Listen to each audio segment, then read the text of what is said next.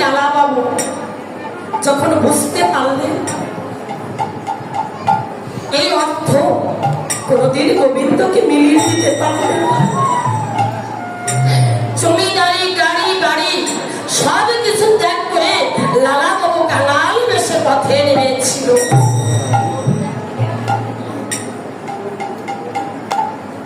ত্যাগেরও মহানবাণী জীবেরও শেখালো,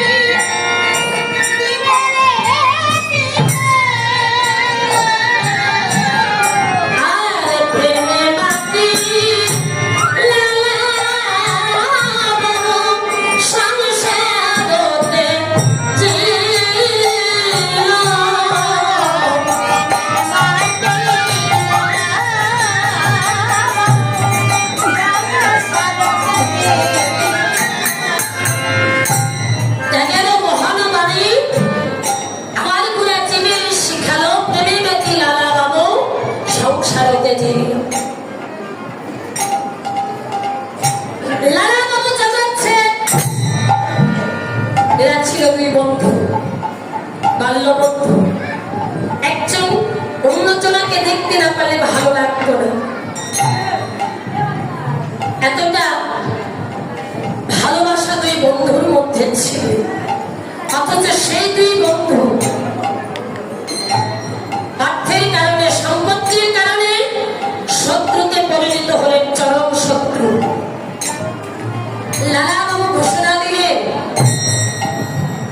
শেঠজির কাটা মস্তক আমার চাই, যে আমাকে শেঠজির কাটা মস্তক এনে দিতে পারবে তাকে আমি 1 লক্ষ টাকা পুরস্কার দেব। ওদিকে শেঠজিও ঘোষণা দিলেন, যে কোনো মূল্যে হোক লালা বাবুর কাটা মস্তক আমার চাই। দুই বন্ধু জমিদারি নিয়ে মামলা করছে, কেউ কাউকে ছেড়ে কথা বলে না। একদিন জমিদার লালা বাবু আমার কাচারি ঘরে বসে জমিদারি হিসাব করছে,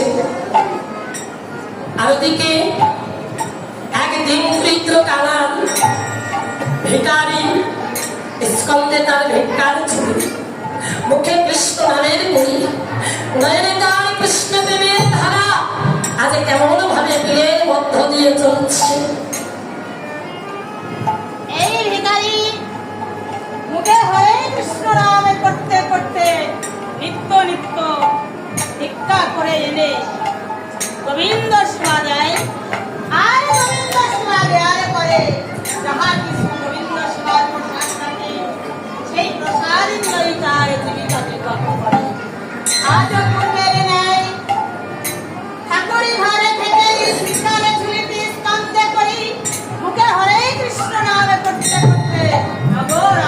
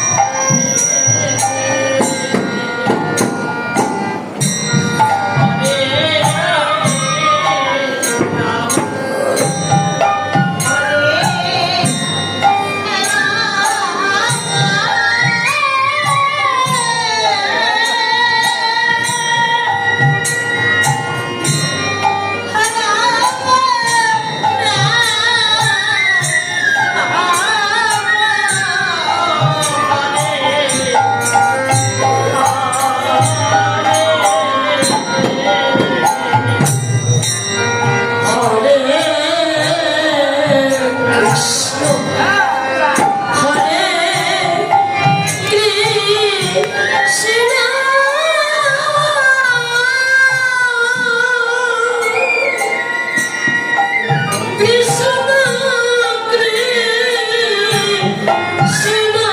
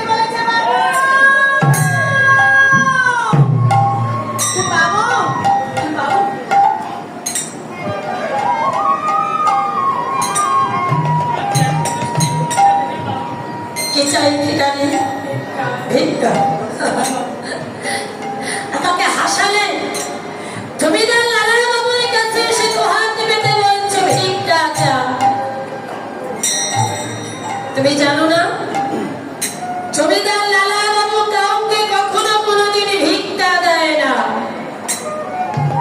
জমিদার লালা বাবু দান করে। আমি জানি না বাবু, তবে জানি আর না জানি আমি জীবনে কোনোদিন আসিনি এই জগৎ আমার তো আর কেউ নেই, একমাত্র গোবিন্দ ছাড়া। সারাদিন ভিক্ষা করি, দিনের শেষে ভিক্ষায় টাকা পাই। তুমি আমার গোবিন্দর সেবা দেন, আমার গোবিন্দর জন্য আমি ভিক্ষা করি বাবু। আজ রিক্ত শূন্য আসতে ফিরে যাব না বিধায় আমি আপনার ভবনে উপস্থিত হয়েছি। আমাকে এক মুষ্টি ভিক্ষা দিন বাবু। ভিক্ষা ভিক্ষা হবে না, আমি তোমাকে দান করবো। ধান নেবে? দান? হ্যাঁ। বাবু আমি তো দানে চিনি না, দান কাকে বলে? কেমন? ধান নিলে কি হয় তা জানো না? না। আচ্ছা ঠিক আছে, দান নিলে কি হয় আমি তোমাকে সেটা বুঝিয়ে বলবো। তার আগে তুমি ভিক্ষা করে তুমি কি করো? গোবিন্দ সেবা। আমি বললাম বাহ, অতিরিক্ত। তুমি গোবিন্দ সেবা দাও, অবশিষ্ট যাহা থাকে তাহা দিয়ে তোমার নিজের জীবিকা নির্বাহ করো। অতিভক্ত। কিন্তু ভিকারি আমি তোমাকে ভিক্ষা দেবো না, আমি তোমাকে দান করবো। আমি তোমাকে একটি স্বর্ণের টাকা দান করবো। দান দিলে কি হয় বাবু? দান দিলে কি হয়? আমি যে তোমাকে 1 টাকা দান করবো, এই 1 টাকার উপর ভিত্তি করে গাড়ি করতে পারবে, বাড়ি করতে পারবে।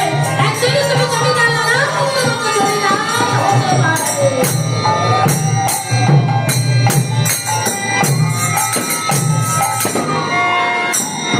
ভিখারি, ভেবে দেখো, যদি দান গ্রহণ করো তোমার ভিক্ষা করতে হবে না, আর তোমার গোবিন্দ উপবাসী থাকবে না।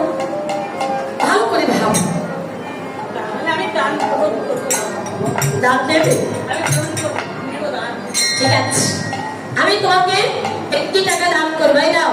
আমার জীবনে যদি আর কোনোদিন ভিক্ষা করতে না হয়, আমি যদি আপনার মতো জমিদার হয়ে যাই, ওই 1 টাকার উপরে ভিত্তি করলে বাড়ি গাড়ি সবই কিছুই করতে পারবো। আমি দান করবো। এই নাও, আমি 1 স্বর্ণের টাকা তোমাকে দান করলাম। 1 টাকার উপর ভিত্তি করে গাড়ি করতে পারবে, বাড়ি করতে পারবে। একদিনই তুমি আমার মতো জমিদার হতে পারবে। তাই হবে বাবু, এবার আমি আসি। এসব ভিখারি। ওই 1 টাকা ভিখারি হাতে নিয়ে খুব আনন্দ হচ্ছে। কল্পনায় জল্পনায় মেতে আছে, বাড়ি করবে, গাড়ি করবে, অট্টালিকা করবে, মনে মনে অনেক কিছু করে নিয়েছে। আর অবজীবনটাকে ডেকে ডেকে বলেছে, বলি হব আমি জমিদার, লক্ষপতি,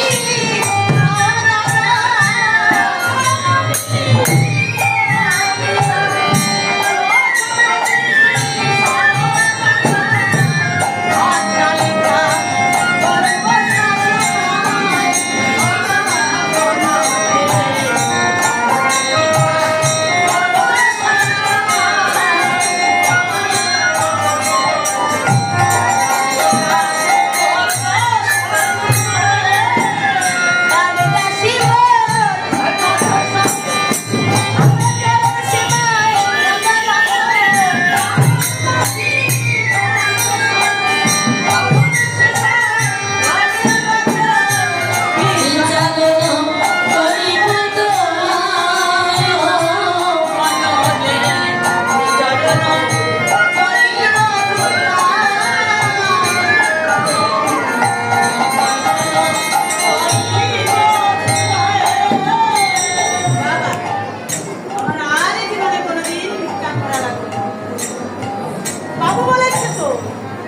বাবু বলেছে 1 টাকার উপর ভিত্তি করলে আমি সবই কিছু করতে পারবো। আমি বাড়ি করবো, গাড়ি করবো, আমি জমিদার হবো, আমার গোবিন্দ সেবা দিতে পারবো, আর আমার ভিক্ষা করা লাগবে না। বেশ, তাই হবে। এই ভিখারি 1 টাকার ভয় পড়ে কল্পনায় জল্পনায় মেতে পথে চলেছে। আর আজ ভিখারি একটি টাকার প্রলোভনে পড়ে ভুলে গেছে তার গোবিন্দের কথা। যে ভিখারি গোবিন্দকে সময় মতো সেবা দিতে না পারলে ব্যাকুল হয়ে কাঁদত। একটু অধিক বেলা হয়ে গেলে অঝরে ভিখারি কাঁদত, না জানি গোবিন্দ ক্ষুধায় কত কষ্ট পাচ্ছে। আজ সেই ভিখারি একটি টাকা হাতে পেয়ে কল্পনায় জল্পনায় কেটে যাচ্ছি, গাড়ি করবো বাড়ি করবো, আমি একটি লাড়া বাবুর মতো জমিদার হব। যখন এই চিন্তা করছে গোবিন্দের কথা তার মনে নেই। কিন্তু বাবা, আমার গোবিন্দ এতটাই কৃপাময় যা বলে শেষ করা সম্ভব।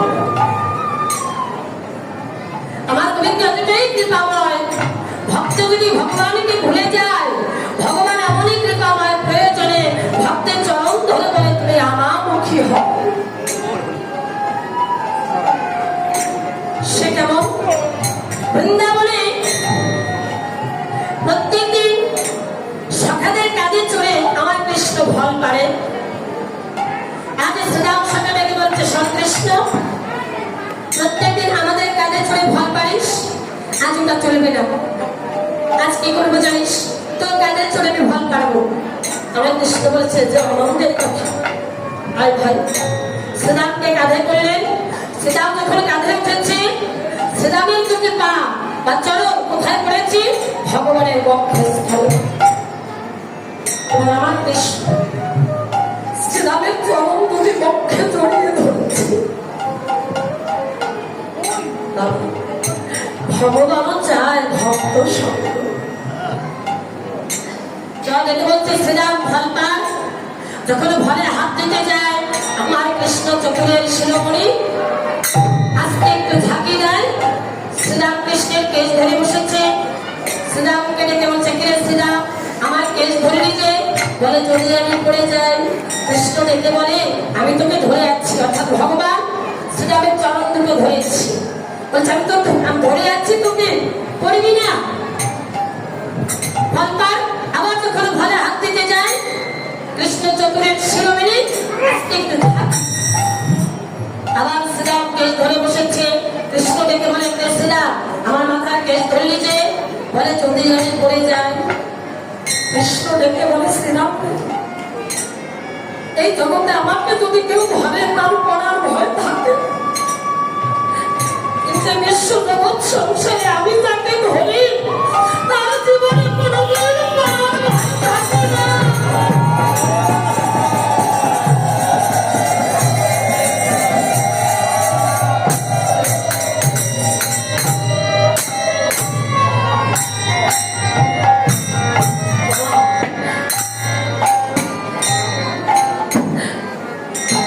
ভিখারি ভুলে গেছে গোবিন্দের কথা, কিন্তু গোবিন্দ ভুলে গেল ভিখারির কথা। তাই ভিখারি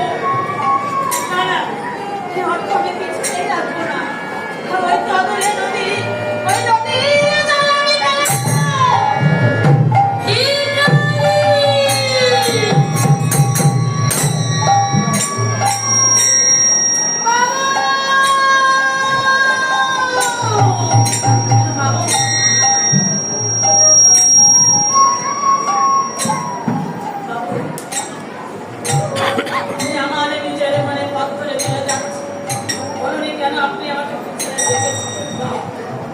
কেন ডেকেছি বুঝতে পারছো না, তাই তো? তুমি আমার কাছে এসেছিলে, হ্যাঁ বাবা, দু হাত বেঁধে ভিক্ষা চেয়েছিলে, চেয়েছিলাম। আর আমি তোমাকে আমাকে একটি টাকা দান করেছে। একটি টাকা দান করেছিলাম আর বলেছিলাম একটি টাকার উপরে ভিত্তি করে গাড়ি করতে পারবে, বাড়ি করতে পারবে, একদিন তুমি আমার মতো জমিদার হতে পারবে। বলো, জমিদার লালা বাবুর কাছ থেকে হাত পেতে গেল, দান গ্রহণ করলে আর কিছু দূর যেতে না যেতে গেল নদীর জল তুচ্ছ মনে করে ফেলেছে। আমি ভুল করেছি বাবু, আমি ভুল করেছি।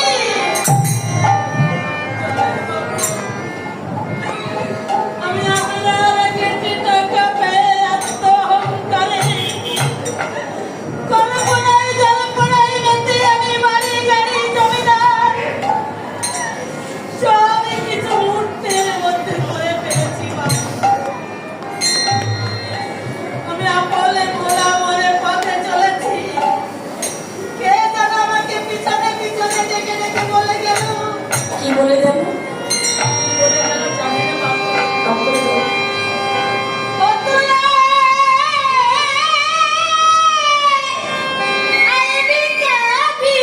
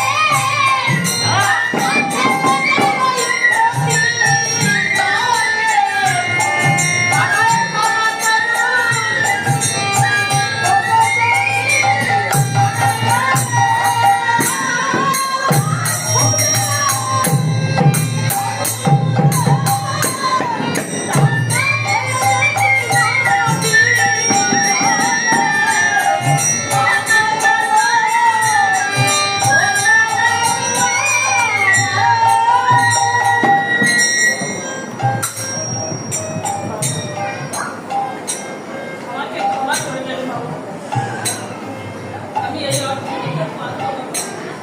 ভিখারি, তুমি বলেছ অর্থ না ফেলবো, এই অর্থ কখনো গোবিন্দকে মিলিয়ে দিতে পারো না। এই অর্থকে কোনোদিন গোবিন্দকে মিলিয়ে দিতে পারবে না। তাহলে বলতে পারো আমি কেন সারা জীবন অর্থের পিছনে মরেছি, কার মতো ছুটেছি।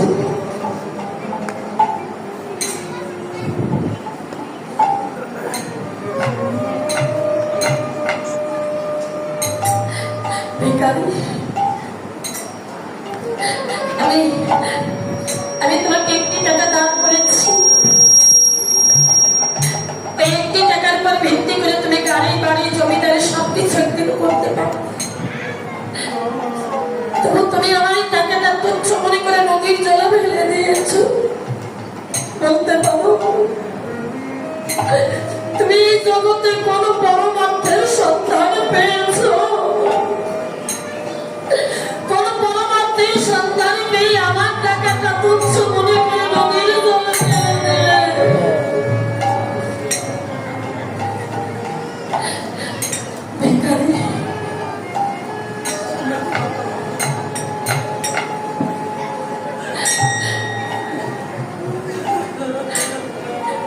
এই অর্থ কোনদিনই গোবিন্দকে মিলিয়ে দিতে পারবে না।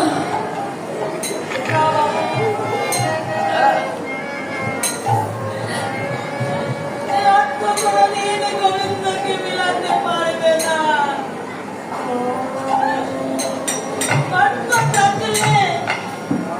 অর্থটাকে গোবিন্দের দেখে পাওয়া যায় না বাবু। শুধু ধনে থাকিয়ে কি ধনী পাওয়া যায় বলুন না বাবু। বলো বাবু, তাই তো আমি বলেছি বলে শোনো।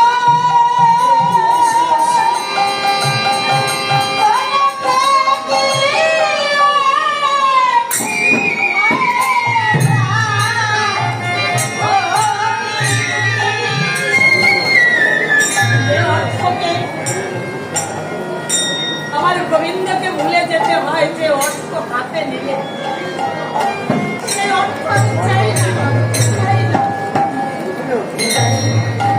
তুমি ভিক্ষা করে আমার গোবিন্দর সেবা করো। তুমি একটু দাঁড়াবে,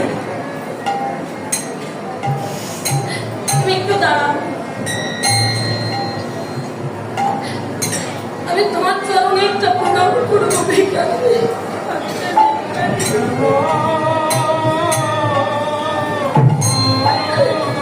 তুমি পার্থিব ধনের কাঙাল, কিন্তু তুমি যে জগতে কৃষ্ণ ধনে ধনী। তাই তুমি দাঁড়াও, আমি তোমাকে একটা প্রণাম করবো। কেন জানো? তোমাকে প্রণাম করে তোমার চরণের তুলে অঙ্গে মেখে দেখি আমিও যদি তোমার মতো কৃষ্ণ ধনে ধনী হই।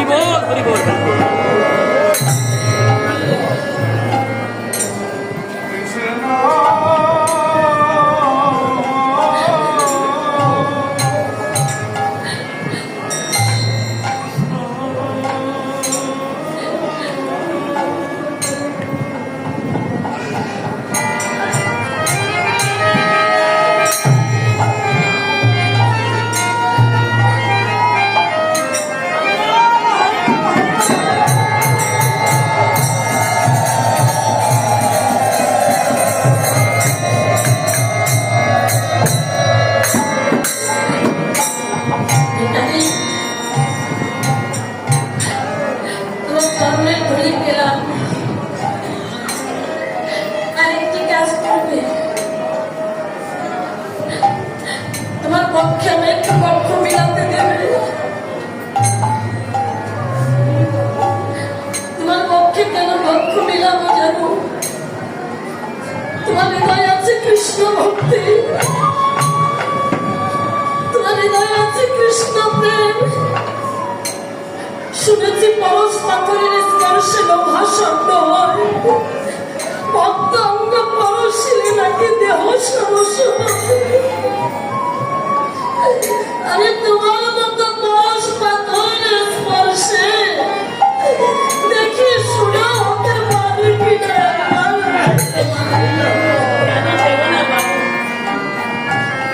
আমার অঙ্গ না, আমার কৃষ্ণের অঙ্গ। আমার কৃষ্ণের অঙ্গ কৃষ্ণ দানে করেছে।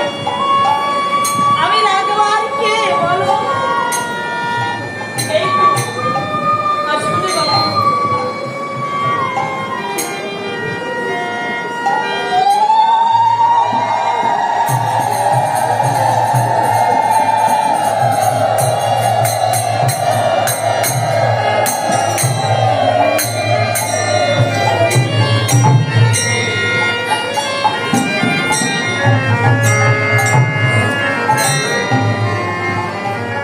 আমি বলছি বাবু, আমি যাওয়ার বেলায় শুধু একটা কথাই বলে যেতে চাই বাবু। এই যে অর্থ সম্পদ, বিষয় বাড়ি, টাকা করি কিছুই আপনার সঙ্গে যাবে না। যাওয়ার বেলায় শূন্য রিক্ত হস্তে শ্মশানের সীমান্ত দিয়ে একা একা চলে যেতে হবে বাবু, সবই কিছু পিছনে পড়ে থাকবে। একমাত্র সঙ্গে যাবে কি জানেন বাবু, একমাত্র সঙ্গে যাবে এই মধু মাখা হরিনাম। এই হরিনামের সাথে স্বামী পথের স্বপ্ন, আর কিছু থাকবে না বাবু, আর কিছু সঙ্গে যাবে না। এবার আমি আসি বাবু, এসো ভিতর। এবার আমি আসি। আচ্ছা লালা বাবু আমার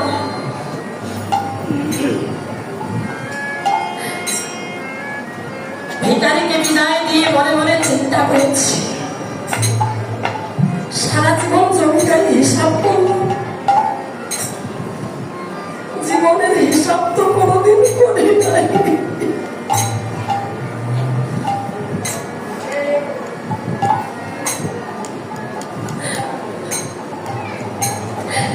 জীবনের হিসাব তো কোনোদিন করি নেই,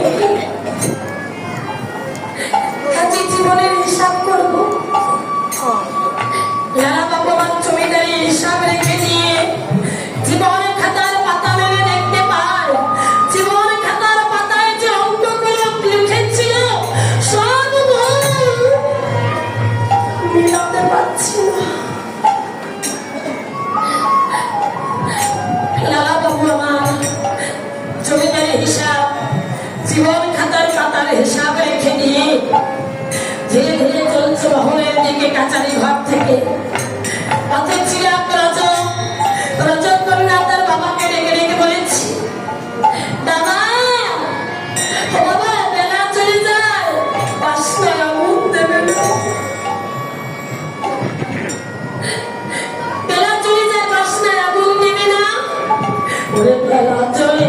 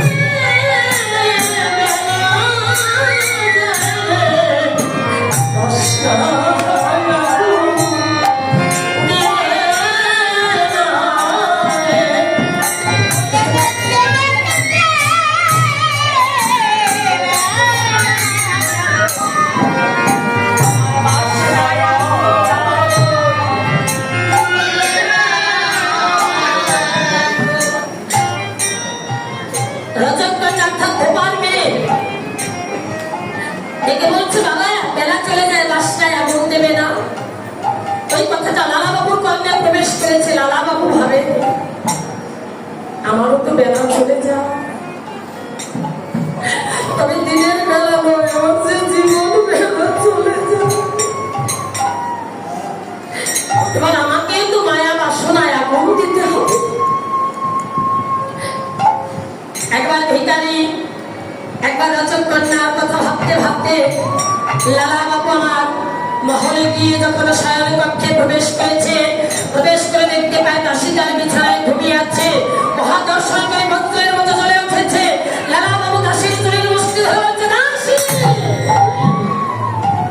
তোর এত বড় সাহস, সামান্য দাসী হয়ে তুই আমার বিছানায়, লালা বাবু জমিদারের বিছানায় ঘুমিয়েছিস, বল কেন?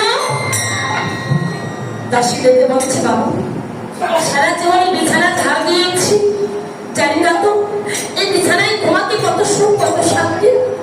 তাই আজ ঝাড় দিতে এসে ভাবলাম অন্তত 5টা মিনিট বাবুর বিছানায় ঘুমিয়ে দেখি। কত সুখ কত শান্তি মেলে। 5 মিনিট ঘুমিয়েছি।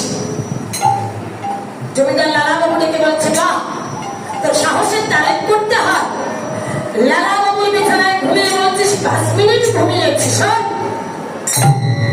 5 মিনিট আমার বিছানায় ঘুমিয়েছিস, তাই তোকে 25টি বেতের আঘাত দিতে হবে। ঘাতককে ডেকে বলেছে, ঘাতক, এই দাসীকে 25টি আঘাত করবে। 3টি আঘাত করবে আমার সম্মুখে রেখে, আর বাকি আঘাত করে বলবে মহলের বাইরে নিয়ে। এবার ঘাতক কি করছে? দাসীকে আঘাত করছে।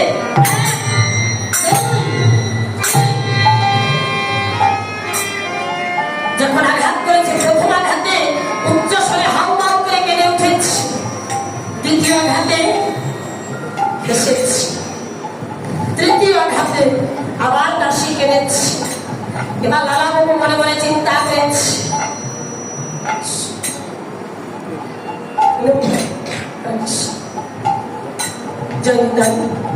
আমার এই ছোট্ট মামনি আমার করকমলে 55টি টাকা তুলে দিয়েছে। এটা টাকা নয়, আশীর্বাদ শুধু বড়রা করতে পারে না, ছোটরাও করতে পারে। এটা আমি আশীর্বাদ মনে করে শিখে ধারণ করছি। আর পরম করুণাময়ের কাছে প্রার্থনা করি, পরম করুণাময় যেন কে দীর্ঘ জীবন দেয়, সুস্থ রাখে, ভালো রাখে, ও যেন একজন কৃষ্ণ ভক্ত হতে পারে। আমি এটাই আমার গোবিন্দের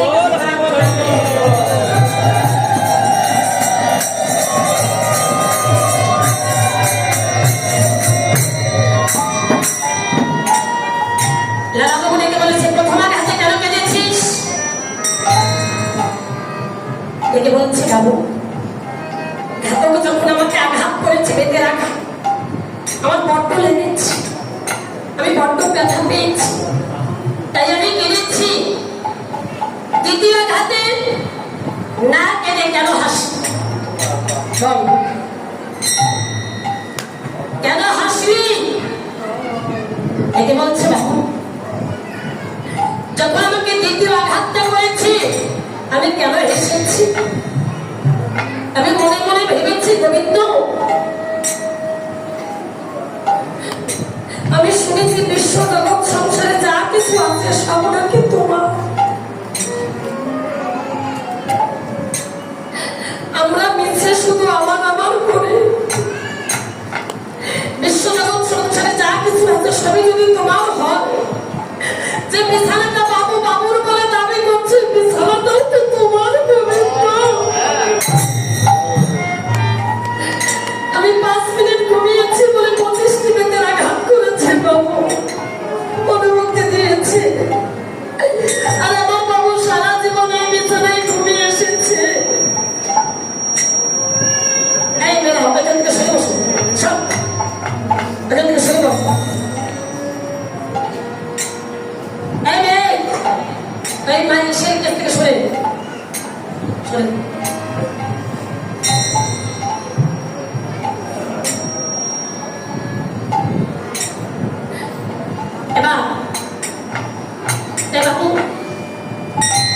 আমি মনে মনে চিন্তা করেছি, আমি 5 মিনিট ঘুমিয়েছি বলে বাবু আমাকে 25টি বেতের আঘাতের অনুমতি দিয়েছে। আর আমার বাবু সারা জীবন এই বিছানায় ঘুমিয়ে এসেছে। না জানি আমার গোবিন্দ বাবুর জন্য কতগুলি বেতের আঘাত জমা রেখেছে তার খাতা।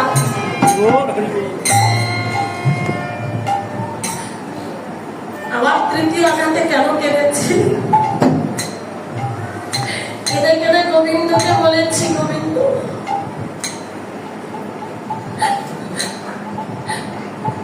বাবু আমার মনে, আমি তার চাপ, বাবু আমাকে আশ্রয় দিয়েছে, আমার বস্ত্র দিয়েছে, অন্ন দিয়েছে। বাবু তো জানে না বেতের আঘাতের কি যন্ত্রণা। জীবনে কোনোদিন বাবুর গায়ে একটা ফুলের টোকাও লাগেনি। বাবু জানি না কতটা কষ্ট। তাই গোবিন্দকে বলেছি, গোবিন্দ, আমার বাবুর জন্য যতগুলি বেতের আঘাত তোমার খাতায় লিখেছ, আমার বাবু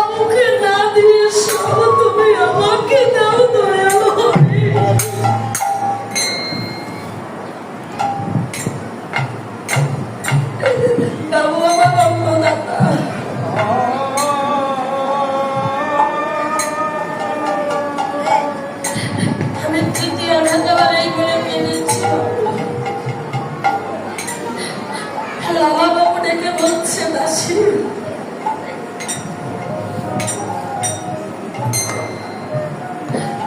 একটিবার তুই আমাকে ক্ষমা করে দে বাবা। ওমা,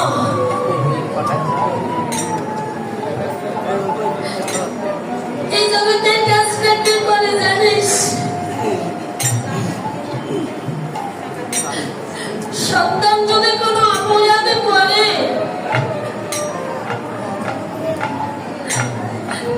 মাতা পিতা একমাত্র সন্তানের জন্য যার কাছে অপরাধ করে সন্তান তার কাছে ক্ষমা ভিক্ষা চায়। উদাসীন, তুই আমার মায়ের মতো একটা কর্ম করেছিস, আমারও হয়ে তুই গোবিন্দের কাছে ক্ষমা চেয়েছিস। লালা বাবু ডেকে বলছো, মা মা, তোর হতভাগা সন্তান তোকে কথা দিচ্ছে যে বিছানায় ঘুমিয়েছিস বলে 25 টিভি তেরা ঘাটের অনুমতি দিয়েছি, কথা দিচ্ছি আজ থেকে তোর বাবু এই বিছানায় আর ঘুমাবে না। মা,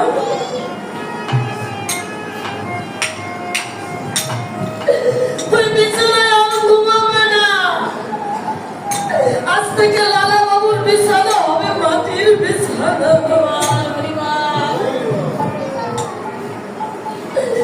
জীবনে এমন একদিন আসবে মা, যেদিন ওই সারাদিন হাত মাটির ঘরে অন্ধকারে একাকে থাকতে হবে।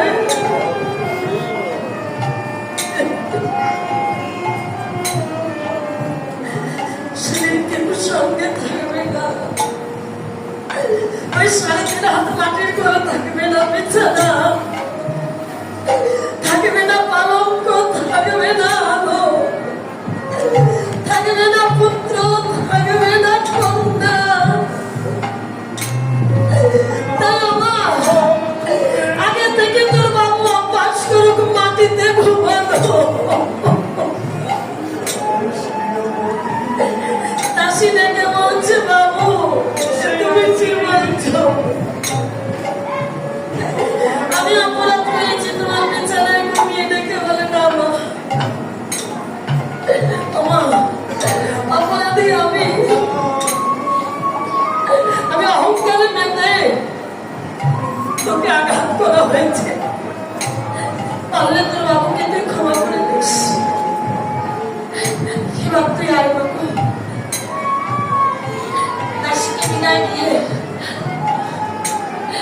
লালা বাবু আসলে কাঁদে, একবার ভিখারির কথা ভাবে, একবার নতুন কন্যা, আর একবার দাসীর কথা ভেবে ভেবে নয়ন জলে ভেসে যায়।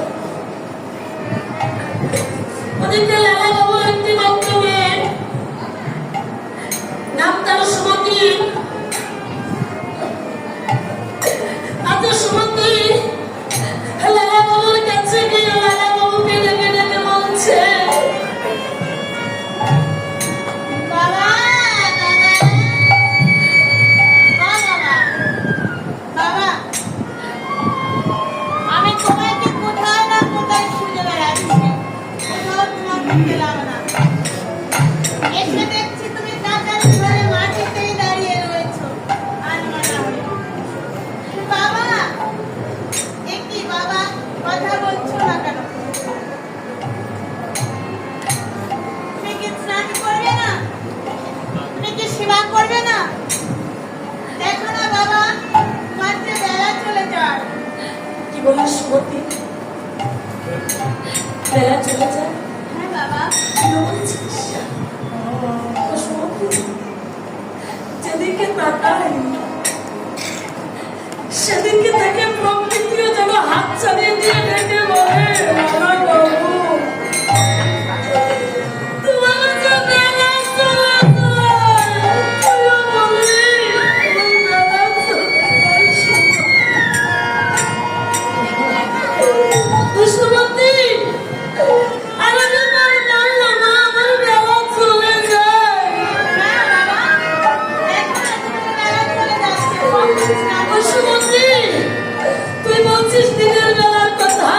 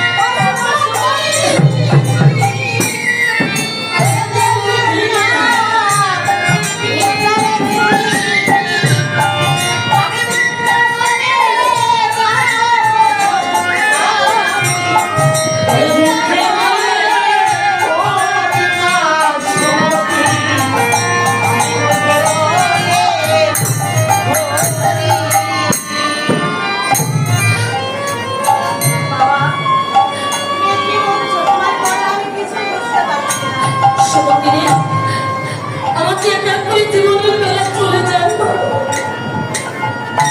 এবার আমার দিকে তাকিয়ে দেখ, যাদেরকে আমি মা পেটের পানে নিয়ে এসেছিলাম, আমার আপন কর্মদোষে সবাই আমার ভেতরে চলে যায়। কৃষ্ণ ভজিবার করে সংসারে আইন নিচে মায়ার বদ্ধ হয়ে বৃক্ষ সম আমার যে এক এক করে জীবনের বেলা হয়ে যায়। এটি কৃষ্ণ ভক্তবৃন্দ, আমি যতদূর জানি শহরের মানুষ অধিক রাত্র পর্যন্ত জেগে থাকে। আমার ধারণাটা কি ভুল না ঠিক? ঠিক। তাহলে উঠবোস করা হচ্ছে কেন? ঘুমোতে যাওয়ার জন্য? ভাগবতী আসলে একটা নিয়ম আছে, আমি উঠবোস করলে হয় না বাবা। এই ষোলোটা বুঝে দিতে না পারলে পান করবে, আবার ঘাট থেকে ফিরতে হবে জলাজগতে। জলাজগতে এসে এই যে পতঙ্গ পশু পাখি এগুলো হয়ে আবার যে মানব করে পা রাখতে পারবে এর করে গ্যারান্টি নেই। আপনি আমি কেউ বলতে পারি না যে মৃত্যুর পর আবার মানব করে পা রাখবো। একটা হাতি মায়ের পেটেও যেতে পারে, একটা ঘোড়া মায়ের পেটেও যেতে পারে, একটা মাছ মায়ের পেটেও যেতে পারে, একটা সাপ মায়ের পেটেও যেতে পারে। আর কর্ম যদি ভালো করি তাহলে গোবিন্দ কৃপা করে আমার একজন মনুষ্য মায়ের গর্ভে আবার আমার জগতেও।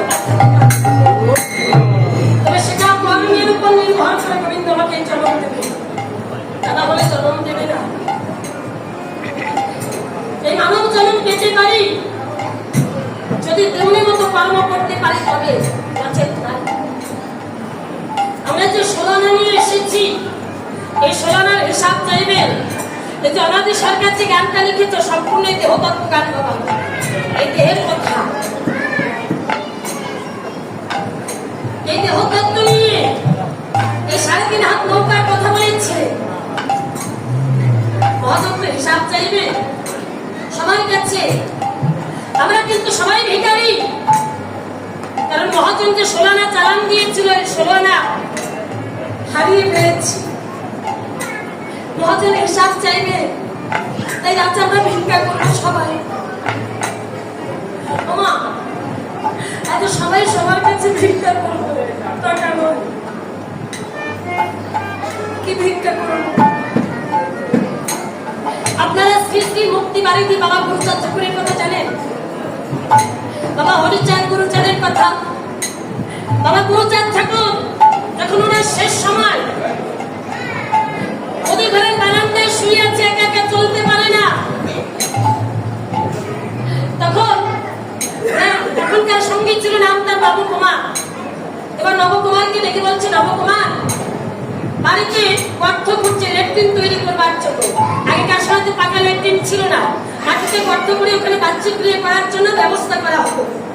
কয়েকজন মিলে গর্ত খুঁজছে। এবার নবকুমারকে ডেকে বলছে, বাবা গুরুচাঁদ ঠাকুর ও নবকুমার আমাকে একটু গর্তের কাছে নিয়ে চল বাবা। বলে, বাবা তোমার চলতে কষ্ট হয়, ওখানে কিসের জন্য যাবে? বলে, নিয়ে চল না, পরে করবো। এবার নবকুমার নিয়ে গুরুচাঁদ ঠাকুরকে চললেন। ওই গর্তের কাছে যখন নিয়ে দাঁড় করিয়েছে, দেখে বলছে, নবকুমার আমাকে একটু গর্তের মধ্যে নামিয়ে দেবে বাবা। বলে, কেন? বলে, পরে বলবে একটু নামিয়ে দে না বাবা। বাবা গুরুচাঁদ ঠাকুরকে যখন গর্তের মধ্যে নামিয়ে দিয়েছে, আমার মুক্তি বাড়ে ভিড়। বাবা গুরুচাঁদ ঠাকুর ওই গর্তের মধ্যে নেবে মুঠি মুঠি মাটি হয়ে সারা অঙ্গে মারছে। নবকুমার দেখে বলে, বাবা তোমার সারা গায়ে মাটি মারছ কেন? দেখে বলে, নবকুমার এ মাটি না, এ যে হরি ভক্তের চরণের ধুলি।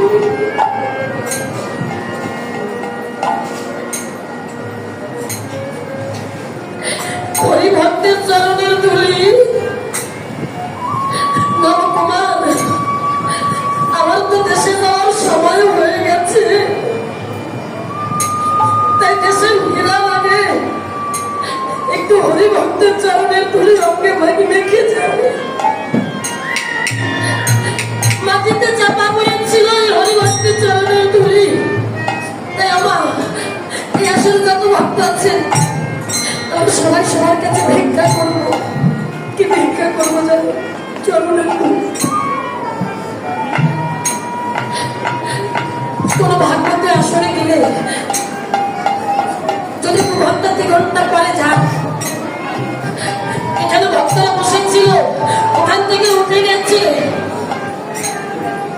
ওখানে ধুলি বসবার সময় ওখানে ছেড়ে বসবেন না, যে ধুলির মধ্যে কেমন করে বসবো না, ভাববেন না যে আমার পরিষ্কার পোশাক এই ধুলির মাঝে বসতে যাবো কেন, আমি বসবো না। ওই ধুলিতে কখনো ছাড়বেন না, কারণ ওই ধুলির মাঝে এমনও ভক্তের চরণ ধুলি থাকতে পারে, যার চরণ ধুলিতে আপনার আমার চরণটা ধন্য হতে পারে।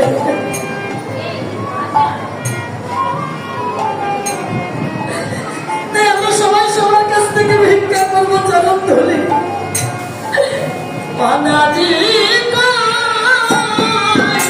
শুনো সাধু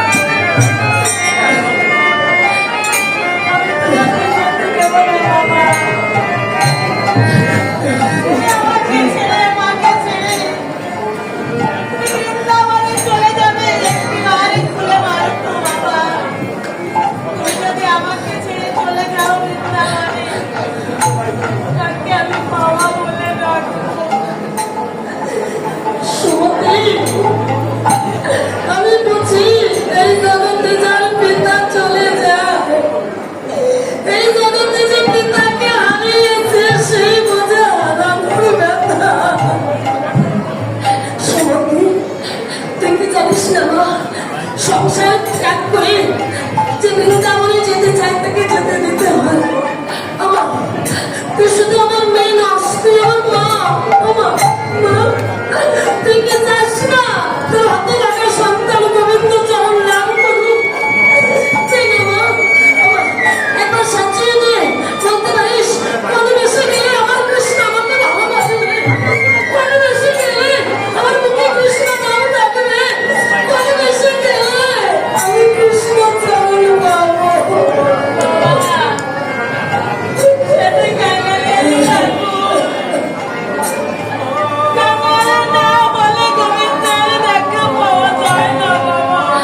তাহলে দে না মা, এই জমিদার লালা বাবুকে কামাল বেশে সাজিয়েছে চিরকাল আমার মা।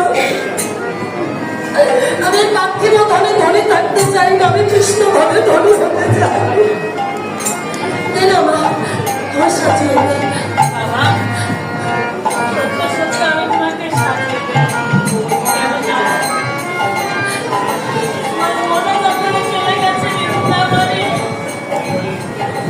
আমি তোমাকে শত চেষ্টা করেও বেঁধে রাখতে পারবো না বাবা। তোমার এই রাজা বরণে রেখে কাঙালের বেশ ধারণে করে আমি তোমাকে কাঙালের বেশে সাজিয়ে দেবো বাবা। তুমি মধুর বৃন্দাবনে যাবে।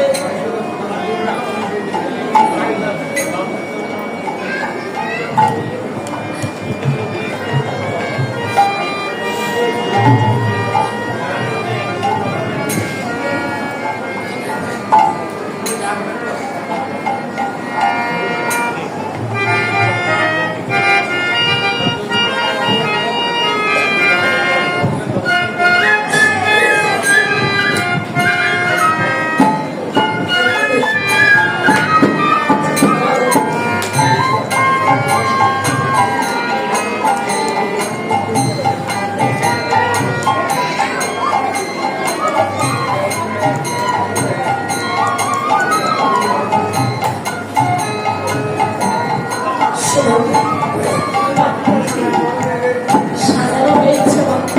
না বাবা, সাজানো বাকি আছে। বাকি রাখছিস কেন? একবার সাজিয়ে নে, জীবনের বেশি সময় আর বাকি নেই।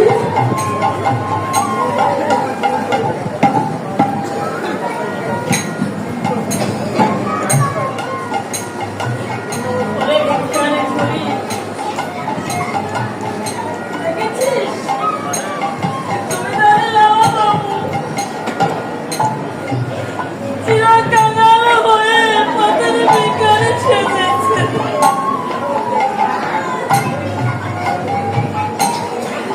বৃন্দাবনে যাবে বলে কৃষ্ণের দর্শন করিবে বলে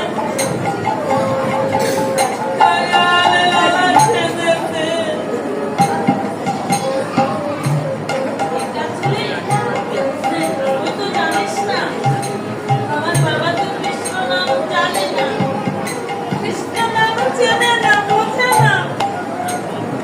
তুই একটা কাজ করবি বুঝলি, এই বৃন্দাবনের পথে চলতে চলতে তুই আমার বাবাকে কৃষ্ণ নাম শিখিয়ে দিবি।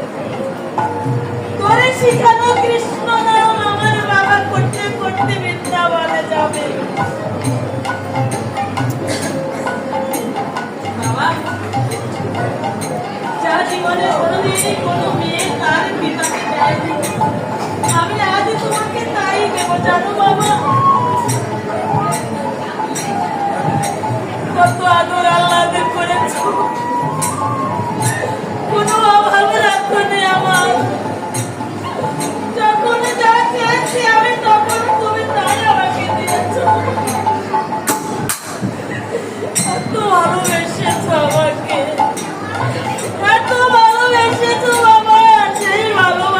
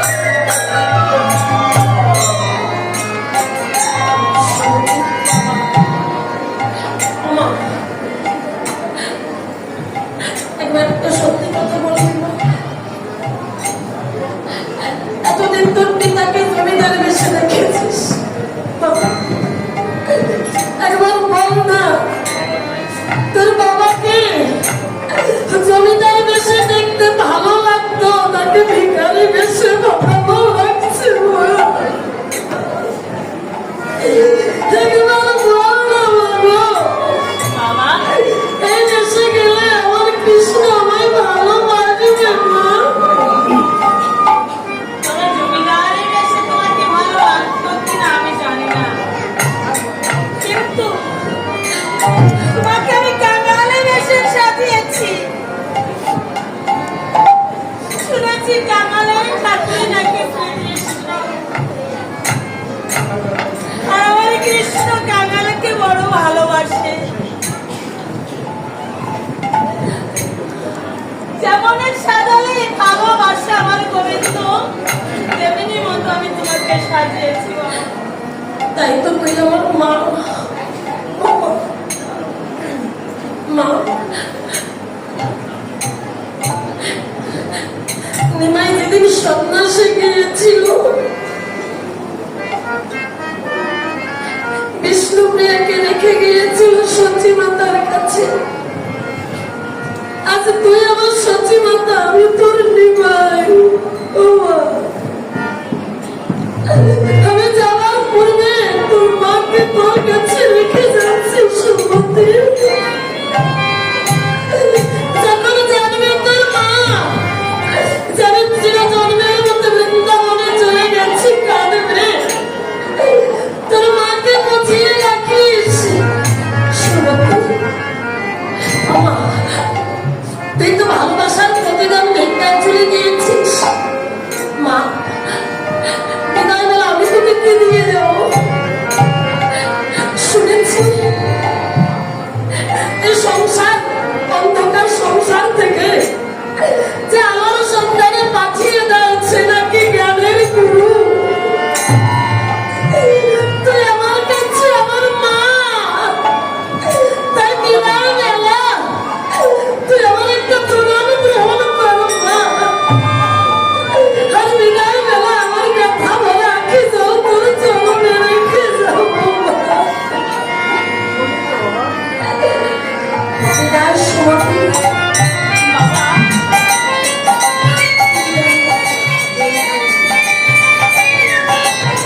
চিরজন্মের মতো বিদায় সুমতি। চিরজন্মের মতো বিদায়। চিরজন্মের মতো বিদায় সুমতি। আজ লালা বাবু আমার গাড়ি বাড়ি জমিদারি সবকিছু ত্যাগ করে কালাই বসে পথে নেমেছে। স্কন্ধে ভিক্ষার ধরে বাবা যান ওমা, যার প্রতি বছরের জমিদারি কর আদায় ছিল 12,36,000 টাকা, সেই লালা বাবু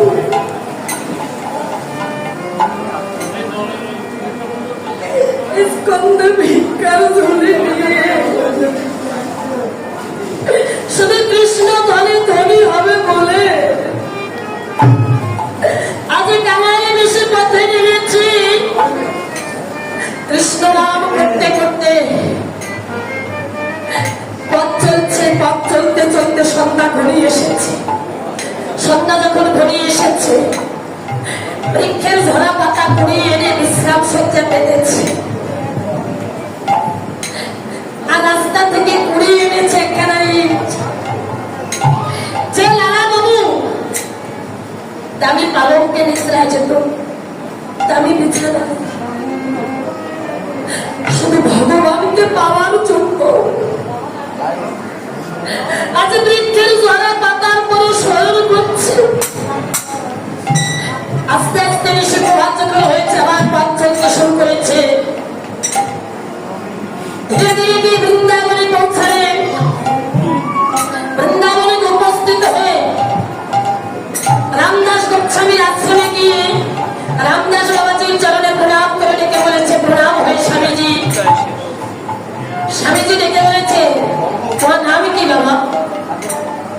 এবার ডেকে বলেছে, লালা বাবু। আমার নাম লালা বাবু। বা বলে থেমে গেছে। সম্পূর্ণ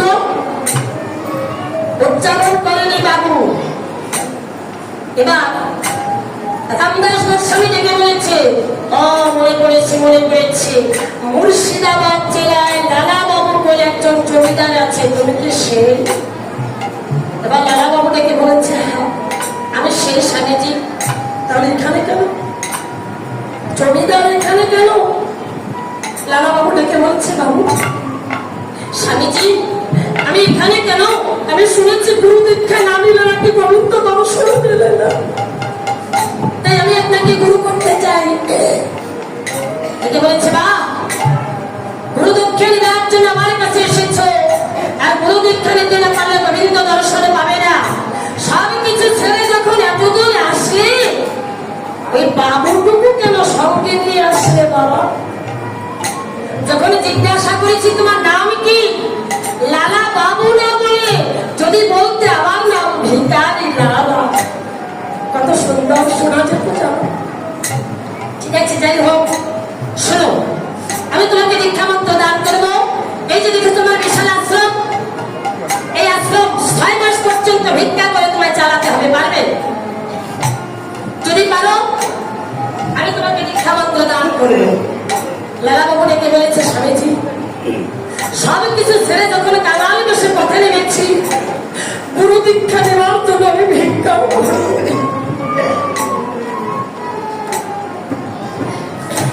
গুরু দীক্ষা নেওয়ার জন্য ভিক্ষা করবো।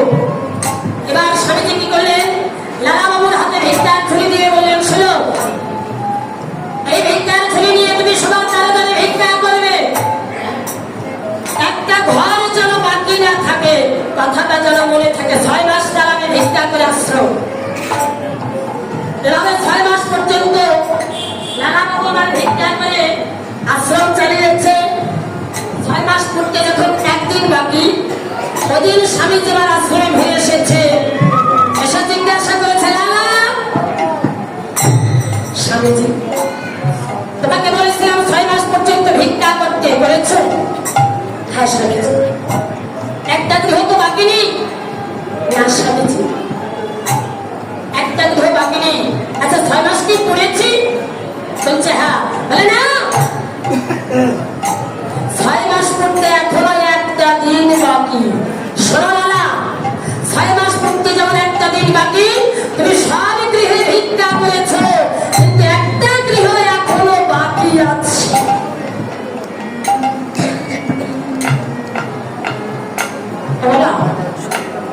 এই জগতে শত্রুকে সহজে জয় করা যায় কি দিয়ে বলতে পারে? প্রেম দিয়ে, ভালোবাসা দিয়ে। যুদ্ধ দিয়ে কখনো জয় করা যায় না। এবার স্বামীজি বলেছেন, একটা দ্বার বাকি আছে, কে জানো? সে হচ্ছে জমিদার জগৎ ছেদ। জগৎ ছেদের কাছ থেকে যদি এক মুষ্টি ভিক্ষা আনতে পারো, আমি তোমাকে দীক্ষা মন্ত্র দান করবো, নচেত তুমি এখান থেকে চলে যেতে পারো। আচ্ছা স্বামীজি, যার সঙ্গে সারা জীবন জমিদারি নিয়ে মামলা করেছি, তার দ্বারে ভিক্ষা করতে গেলে সে কি আমায় ভিক্ষা দেবে? স্বামীজি ডেকে বলেছে, শোনো লালা, তুমি জগৎ ছেদের দ্বারে যেতে চাইছো না, কিন্তু একটা কথা মনে রেখো, এমনও হতে পারে তোমাকে দেখা মাত্র জগৎ ছেদ সব কিছু ত্যাগ করে তোমার সঙ্গে চলে আসবে।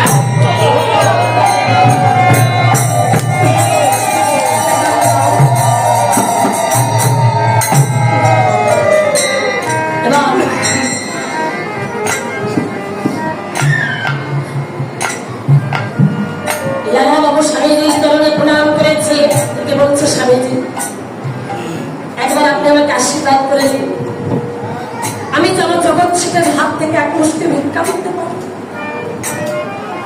দেখে বলছে, আমি তোমাকে আশীর্বাদ করলাম বৎস, তোমার মনের বাসনা পূর্ণ হোক।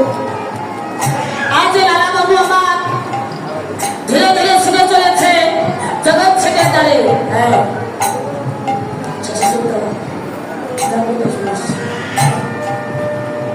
আজ লালা বাবু আমার ধীরে ধীরে জগৎ ছেদের দ্বারে গিয়ে দাঁড়িয়েছে। দাঁড়িয়ে দেখতে পায় দাঁড়ি, আজ দাঁড়িয়ে ডেকে ডেকে বলে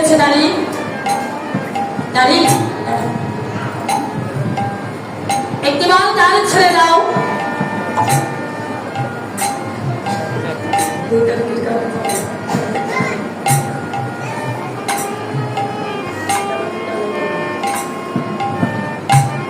আজ ধীরে ধীরে লালা বাবু মা জগৎ ছেড়ে দাঁড়ি যখন গিয়েছে, গিয়ে দেখতে পায় দাঁড়ি দণ্ডায় মা দাঁড়িকে ডেকে ডেকে বলেছে, দাঁড়ি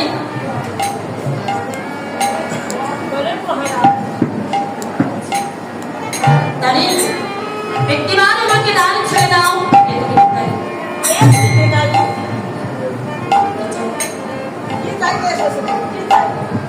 দাঁড়ি আমি তোমাদের বাবুর হাতে এক মুষ্টি ভিক্ষা চাই। হ্যাঁ আমার বাবু কোনোদিন ভিক্ষা দেয় না। আমার মেয়ে যেতে এখানে ভিক্ষা দেওয়ার জন্য। আমি তোমাকে ভিক্ষা দেব। দাঁড়ি আমি তোমার হাতের ভিক্ষা চাই না, আমি চাই তোমাদের বাবুর হাতের এক মুষ্টি ভিক্ষা। একটিবার তুমি দাঁত ছেড়ে দাও, আমি তোমার যদি চরম ধরে বিনতি করছি। আমি না করতে পারবো না। আমি তোমাকে ভিক্ষা দিতে না না, তোমার হাতে ভিক্ষা দিলে হবে না, তোমাদের সত্যির হাতে এক মুষ্টি ভিক্ষা চাই। একটিবার তোমার চরম ধরে বলছি, আমাকে দাঁত ছেড়ে দাও।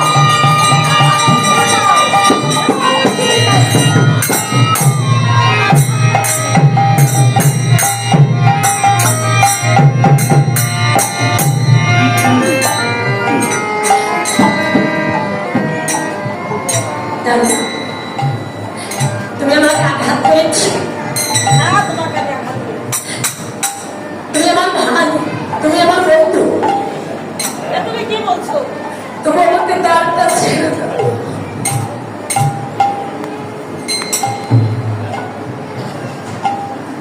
তোমাদের বাবুর হাতের এক মুষ্টি ভিক্ষা আমার চাই। বলছি তো আমি ভিক্ষা দিচ্ছি, তুমি দিয়ে চলে যাও। তোমাদের সত্যিকে গিয়ে বলো, তাহলে একজন ভিখারি এসেছে। আজ দাঁড়িয়ে ডেকে বলেছি লালা বাবুকে, এ কেমন ভিখারি যাকে আমি বললাম আঘাত, সে আমাকে বললো ভাই।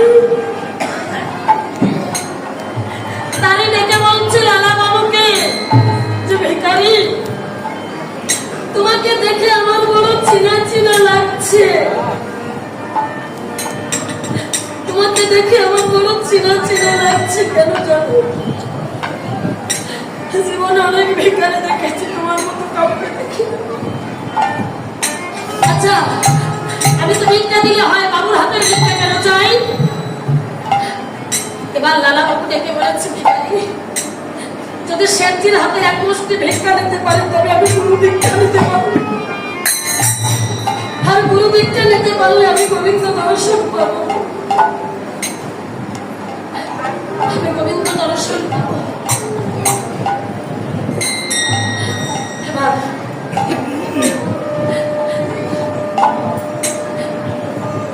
দাঁড়িয়ে ডেকে বলছে, তাহলে তোমার গুরুর দোহাই, সত্যি করে বলো তোমার নাম কি? লালা বাবু ডেকে বলছে, আমার নাম ভিখারি। বলে না, এই জগতে ভিখারি কারো নাম হয় না। বললাম না তোমার গুরুর দোহাই। যখন গুরুর দোহাই দিয়েছে, লালা বাবু ডেকে বলে, আমার নাম ভিখারি লালা।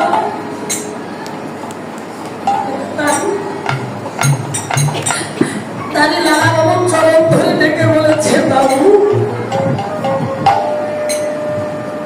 আমি আপনাকে চিনতে পারি নাই বাবু, আমি আপনাকে চিনতে পারিনি।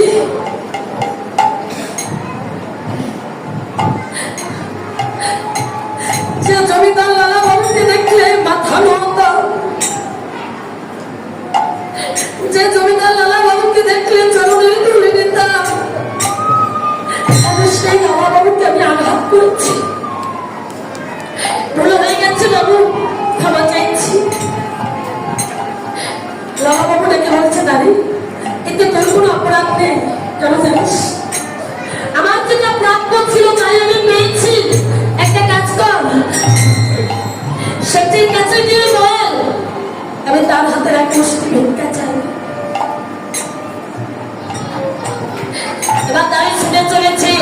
শেঠজিকে গিয়ে ডেকে বলেছি, বাবু বাবু,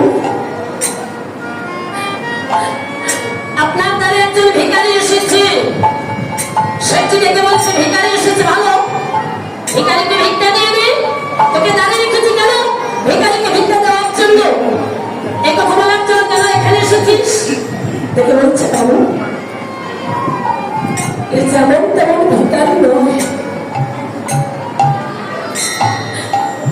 এমন একজন ভিখারি এসেছে বাবু,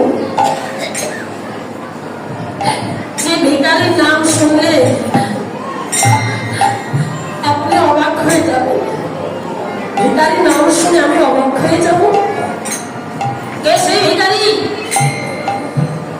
তার তুই ডেকে বলেছে, বাবু আর কোনো ভিখারি নয়, আপনার দ্বারে এসেছে জমিদার লালা বাবু। শেঠজি ডেকে বলেছে,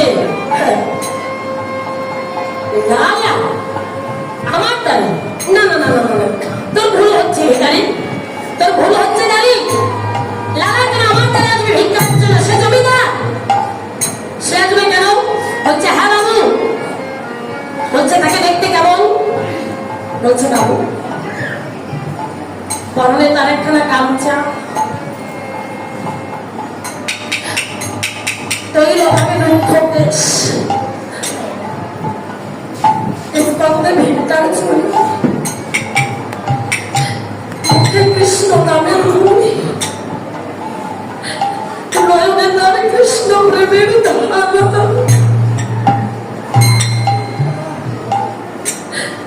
দেখে বলছে, না না না, এ জমিদার লালা হতে পারে না, তুই ভুল দেখেছিস দাঁড়িয়ে। বলছি, না সত্যি বলছি, আমি সত্যি বলছি বাবু। এবার ছুটে চলেছে শেঠজি। শেঠজি দাঁড়িয়ে গিয়ে লালা বাবু অন্যদিকে ভিড়িয়ে দাঁড়িয়েছিল, অন্যদিকে ভিড়ে দাঁড়িয়ে আছে। এবার পিছন থেকে শেঠজি দেখে মনে মনে চিন্তা করছে, না না না, এই লালা হতে পারে না, জমিদার লালা বাবু আরে ভিখারির সঙ্গে কোথাও কোনো মিল নেই। আবার ভাবছে, না দাঁড়িয়ে শুধু শুধু কেন আমাকে মিথ্যা কথা বলতে যাবে। একবার আমি ডেকে দেখি। এবার শেঠজি ডাক দিয়েছে, লালা বাবু। শেঠজি যখন লালা বাবু বলে ডাক দিয়েছে, লালা পিছনের দিকে ফিরে দেখে বলে, আর বাবু বলো না শেঠজি, আর বাবু বলো না, শুধু একবার বলো ভিখারি লালা।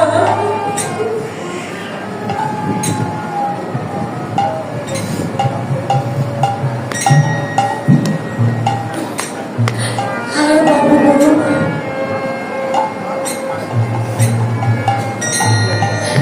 শেঠজি ডেকে বলেছে, লালা এ তোর কোন বেশ? এমন বেশ তো কোনোদিন দেখি নাই, তোর স্কন্ধে কি? লালা ডেকে বলে, ভিক্ষার ঝুলি। ও তাহলে ভিক্ষার ঝুলির মধ্যে আগুনে অস্ত্র নিয়ে এসেছিস আমার প্রাণ নাশ করবার জন্য? লালা ডেকে বলে, না শেঠজি, প্রাণ নিতে আসেনি নাই, তোর দাঁড়িয়ে আছে কি জানিস? তোর দাঁড়িয়ে আছে জমিদার লালা বাবু নয়, তোর সম্মুখে দাঁড়িয়ে আছে ভিখারি লালা।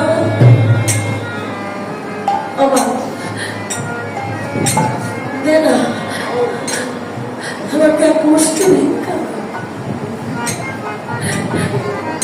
এক মুষ্টি ভিক্ষা দে শেঠজি। শেঠজি দেখে বলছি, তুই কি কোনো ছলনা করতে এসেছিস? নিশ্চয়ই ছলনা। লালা বাবুটাকে বলে, ছলনা করতে আসেনি, তুমি কেন এসেছিস? লালা তাকে বলে, কেন এসেছি জানিস? নিতে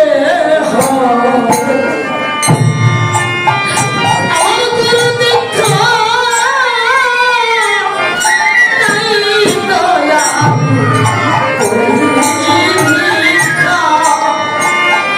আসলে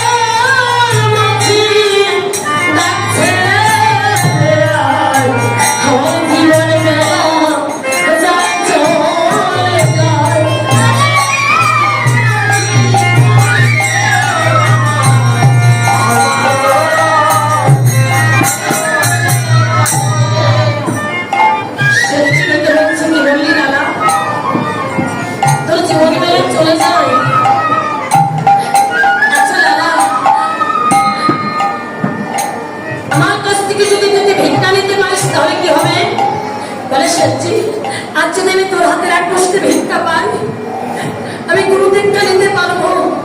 আর গুরু দীক্ষা নিতে পারলে আমি গোবিন্দ নমস্কার পাবো। দাদা ভাই, তোর সারা জমিদারের মাঝে কোনো কিছুর অভাব নেই, তুই আমাকে এক মুষ্টি ভিক্ষা দে না শেঠজি। শেঠজি দেখে বলছে, লালা, আমি তোকে ভিক্ষা দেব, তবে তার আগে আমি তোর কাছে ভিক্ষা চাই।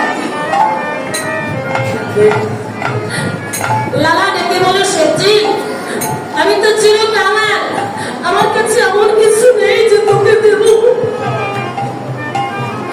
শেঠজি বলে, তোর কাছে যা আছে আমি তোর কাছ থেকে তাকে চেয়ে নেব, বল তুই আমাকে দিবি? লালা বলেছে, যদি আমার কাছে থাকে আমি তোকে দেবো ভাই। শেঠজি দেখে বলছে, লালা রে, তোর কাছে যা আছে আমাদের সারা জমিদারির মাঝেও তা নেই রে ভাই। তোর কাছে কি চাই জানিস? তুই পরনে যে গামছা কেনে পরে আছিস, ওখান থেকে অর্ধেক গামছা আমাকে দে ভাই। লালা, তোর স্কন্ধে যে ভিক্ষার ঝুলি আছে, ওই ভিক্ষার ঝুলিটা আমাকে দে। কেন জানিস? সারা জীবন তুই আর আমি জমিদারি নিয়ে মামলা করেছি। লালা, তোর যদি জীবন বেলা চলে যায়, একবার আমার দিকে তাকিয়ে দেখ, আমার তো জীবন বেলা চলে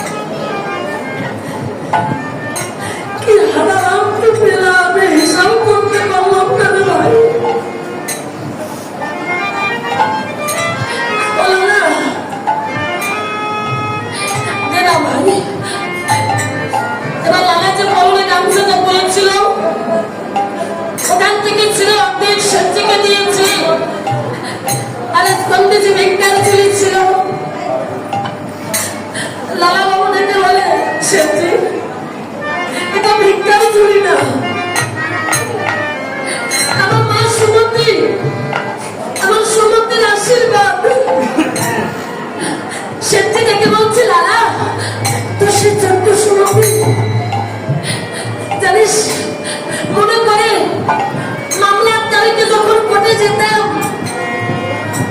তোর ছোট্ট সুমতি তোর হাত ধরে কোর্টে যেত, মন চাইতো সুমতিকে কোলে করে একটু আদর করতে। তোর ঘরে সুমতি আছে,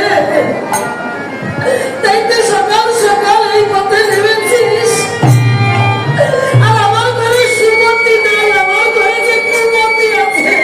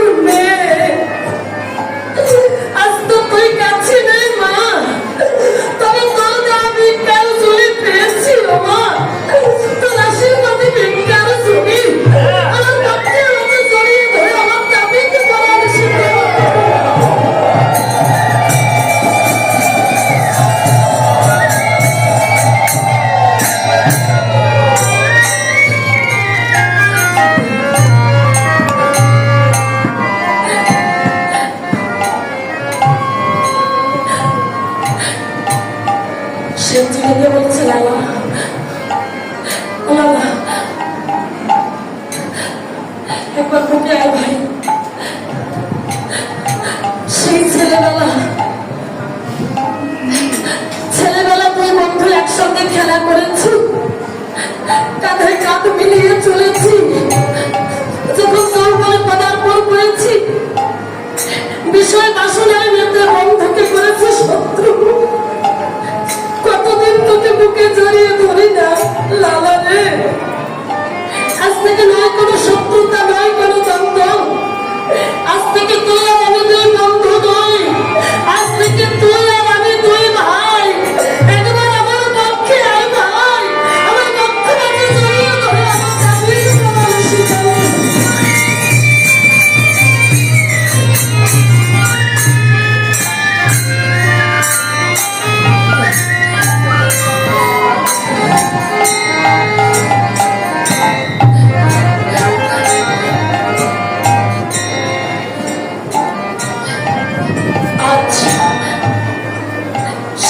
মুহূর্তের মধ্যে সবকিছু ত্যাগ করে কানাল বেশে চলেছে লালার সঙ্গে।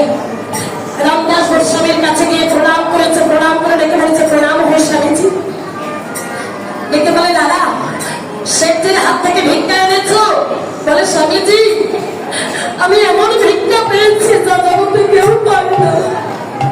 এই তো আমার ভিক্ষা, আমার ভাই, আমার বন্ধু, আমার ছিল আপনজন, আমার শেঠজি, ওই আমার কাছে এক মুষ্টি ভিক্ষা। বলে, যাও দুই বন্ধুতে স্নান করে এসো, তারপর আমি দীক্ষা মন্ত্র দান করবো। আজ লালা ও শেঠজি স্নান করে যখন এসেছে, শেঠজি ডেকে বলছে, লালা একবার এগিয়ে যা গুরুদেবের কাছে। রামদাস গোস্বামী ডেকে বলছে, দাঁড়াও লালা, দাঁড়াও, আমি তোমাকে আগে দীক্ষা মন্ত্র দান করবো না। আমি আগে কাকে দীক্ষা মন্ত্র দান করবো জানো? আমার শেঠজিকে। আর তোমাকে পরে দান করবো। কেন তাও চলবে? শোনো, তোমার মনের অহংকার, মনের ময়লা যেতে অনেক সময় লেগেছে। আর শেঠজি তোমাকে দর্শন মাত্র গাড়ি বাড়ি জমি বাড়ি সবকিছু ত্যাগ করে কামাল বেশে তোমার সঙ্গে চলে এসেছে। তাই আমি দীক্ষা মন্ত্রটা শেঠজিকে আগে দান করবো। শেঠজির কন্যাকে দীক্ষা মন্ত্র দান করলেন, তারপর লালা বাবুকে দান করলেন। এবার রামদাস গোস্বামী ডেকে বলেছে, আমি তোমাদের কি হয়েছি? লালাও শেঠজি ডেকে বলে, আপনি আমাদের গুরুদেব হয়েছে। প্রণাম হয়ে গুরুদেব। এবার রামদাস গোস্বামী ডেকে বলছে, লালাও শেঠজি, গুরু করলে গুরুকে গুরু দক্ষিণা দিতে হয়। এবার তোমরা দুই ভাই মিলে ভিক্ষা করে আমাকে গুরু দক্ষিণা দেবে। লালা 6 মাস পর্যন্ত দাঁড়া দাঁড়ায় ভিক্ষা করেছে, কিন্তু শেঠজি তুমি এখনো কোনো ভিক্ষা করোনি। এবার তোমারও পরীক্ষা দিতে হবে, তুমি কতটা অন্তর থেকে বিষয়কে ত্যাগ করেছো। এবার দাঁড়িয়ে দাঁড়িয়ে ভিক্ষা করে এনে আমাকে গুরু দক্ষিণা দেবে। শুধু কৃষ্ণ ভক্তবৃন্দ, আজ লালা ও শেঠজি সব আত্ম অহংকার ত্যাগ করে গুরু দক্ষিণা করে ভিক্ষার জন্য আপনাদের কাছে যাচ্ছে। আপনারা যে যাহা পারবেন গুরু দক্ষিণা উপলক্ষে দান করবেন, এটাই আপনাদের চরণে বিনম্র।